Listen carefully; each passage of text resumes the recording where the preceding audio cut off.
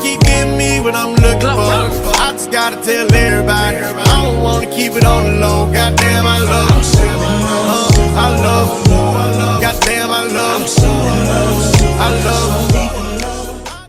Hi guys, welcome back to my YouTube channel. It's your girl Ray, and we're back again with another video. And in today's video, I am going to be talking about the things that I want to normalize in my household. Let's not waste no time. Let's get into it. The thing that I want to normalize is saying I love you out loud. I just feel like growing up in an African household, you're not really gonna hear that. But now, at least even to your kids too, but now my mom says it frequently. And I think because it's like a teaching thing, you feel me? I kind of taught her that they know they love you, but they don't really say it out loud to each other or to their kids, and that's fine. You know, that's their business. But in my household, in this household, my kids are gonna be told I love you, and I'm gonna show them that I tell their dad the same thing as well. If I love you, I'm gonna say it out loud. Period. Number two, this kind of goes with what I was saying with like the lack of affection in an African household. Parents showing love to each other in front of the kids. Now, obviously they're attracted to each other. Obviously they love each other, cool, right? But we don't see that. The most affection that I saw between my parents is them eating together. That's it. And they encouraged me to do that as well with my husband. Like, this one time I was at my mom's house and I made my husband a plate of food, and I kind of left him to eat, you know, and then I went to, I don't know what I was doing. I was talking to my sister or something, and then my dad calls me. He's like, "Oh, Rama, come here." And I'm like, "Yeah." He's like, "Oh, don't leave your husband by himself if he's eating, you know, you guys are together, so sit with him, and, you know, even if you're not eating, talk to him," all that. So I'm like, that's the only affection that they know that's, I guess, appropriate to show out. But holding hands, kisses on the cheeks, hugging, saying I love you, no. Number three is apologizing to your kids. I feel like the older generation kind of feels like it's illegal to apologize to somebody that's younger than you or your kids. Like, even if they don't for a fact that they're in the wrong, they don't want to take accountability. Their way of apologizing is to ask you if you ate. No, we're not doing that. If you don't like what mama did, tell mama, I did not like that. Mom, I did not like that. You hurt my feelings. Woo. Mom's gonna apologize. So I just feel like that needs to be normalized, and it's gonna be normalized in my household. If I do something wrong to my kids, I'm gonna apologize to them. I don't know why they feel like they're so entitled that they don't have to say sorry for some of the things that they do, or any of the things that they do that they know for a fact is wrong. That's number three. Number four, I want to normalize kids having voices, having the ability to speak up, having the ability to speak and voice their opinions, having the ability to speak and voice their feelings without it being taken as disrespect. Because again, in an African household, you talk back to your parent, you speak or respond back to your parent. It doesn't even have to be that you're cutting them off. If you're even responding to the things that they say to you, it's considered disrespect. You don't have to cuss, you don't have to yell, you don't have to do anything. Just the fact that you're speaking back to me as your parent, after I just told you what you did, whatever I feel like was wrong, and you are responding, you're talking. And then they use their parents as an example. When my mom and dad talked, I sat there and listened. I didn't say nothing back. That's not how it works. That's not how it works. Sorry, but we're not doing that over here. I'm going to talk to you. I'm going to tell you what you did wrong, how it doesn't sit right with me, and you can explain your portion. You can speak how you can talk about how you feel. You can talk about how it played out on your side. All of that. We're going to listen to you. I'm going to let them have a voice. I'm going to let them have that comfortability, not to speak back to me, but I'm saying, like, if I'm talking to you and I'm like, hey, what you did is not okay, you can voice your reasoning. You can voice what you don't like. You can voice whatever, and it's not going to be called disrespect. Number 5, therapy. There's nothing wrong with going to therapy.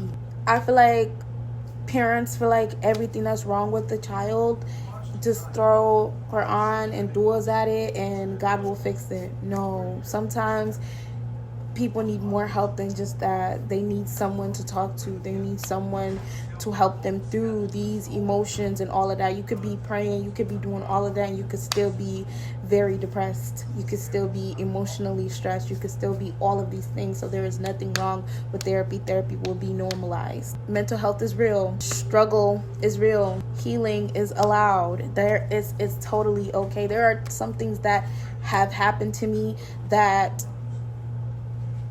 I didn't feel comfortable talking with my mom because of the response that she was going to give to me.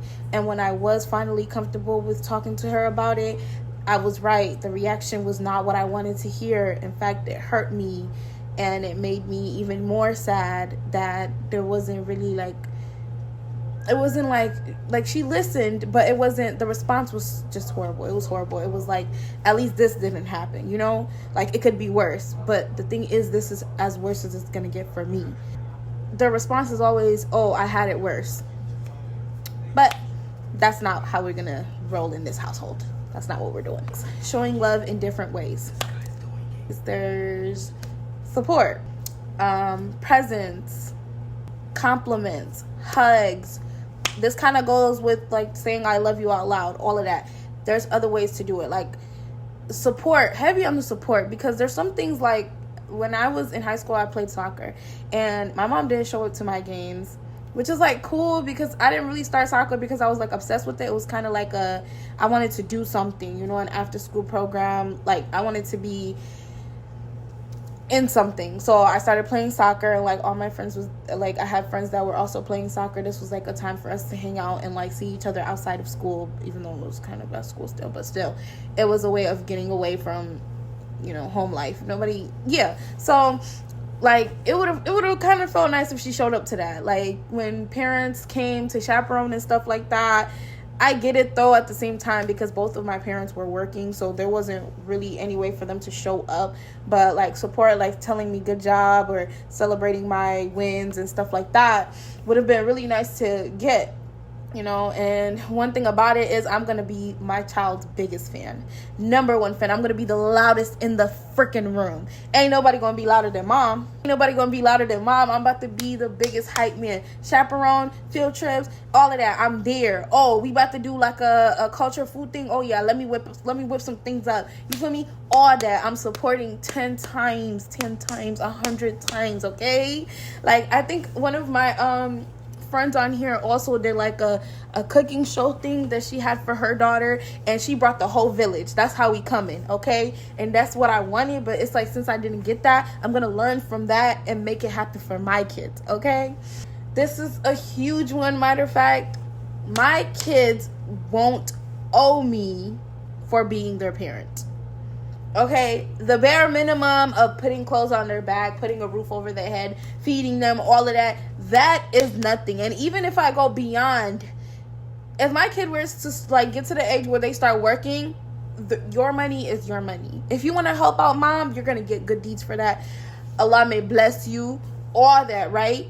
But I want them to come to me themselves and be like, here, mom, here's this, here's a few, throw a little 20 in my pocket, but I'll never ever be that parent where they start working and I'm like, okay, you got to start paying the bill. You're not living in my house for free. Unless you get to a certain age where you're just overstaying your welcome and you need to get out, you're too big and too grown to be living in your mama's house. And I'm talking 30 years old and you're living here. No, never want them to feel like they owe me something. You guys know what I'm talking about. Those little guilt trips that parents be trying to throw your way. Oh, I took care of you, I raised you, I did this, I put clothes on your back, and all this. I'm not doing that to my kids. I'm not doing that to my kids. And if you want to help mom out and you want to pay a bill, let that be I want it to be out of their own kindness of their heart. But if I was doing all of this before they started working, before they got any type of income coming in. I'm not about to change that and like tell them they must pay for something, or they might like, I'm not about to guilt trip them into paying for anything. I'm not about to force them to pay for any bills. I'm not about to do any of that unless you're an overgrown man or a woman who just being lazy and staying in the house and just choosing not to do anything with your life. That's a different story. But if you're working and you're trying to like make it easier on me, if anything, you're making it easier on me. All the things that you want to buy, you could buy with your own money. You could buy with your own money, but I'm not about to come today and be like, okay, since you're working, you're gonna pay a bill, or give me like, I'm taking your whole paycheck, you're getting only $20. If you're old enough to work, the reason why you're working is because you want to be able to buy the things that you want, correct? So I'm gonna let you keep your money for you to buy the things that you want and giving me a break. That's it. But I don't know why parents do this thing. Like, it's like, I get it. It's going to make it easier for you if they pay for a bill. But baby, the reason why they're getting a job is not to pay for your bills. The reason why they're getting a job is not to give you money. It's so they can get the things that they want. But they don't. But y'all, that concludes the stuff that I want to normalize in my household. That concludes the stuff that I kind of feel like in my households were not really normalized, but I wanted them to be. So yeah, guys, thanks for tuning in. If you did watch the video all the way to the end, comment down below a blue flower emoji. The blue flower emoji. And yeah, guys, if you guys want to ask some things that you want to normalize or things that you agree with, comment down below. Thanks for tuning in. Again, don't forget to like, comment, and subscribe, and hit that notification bell to be notified when I post another video. Bye.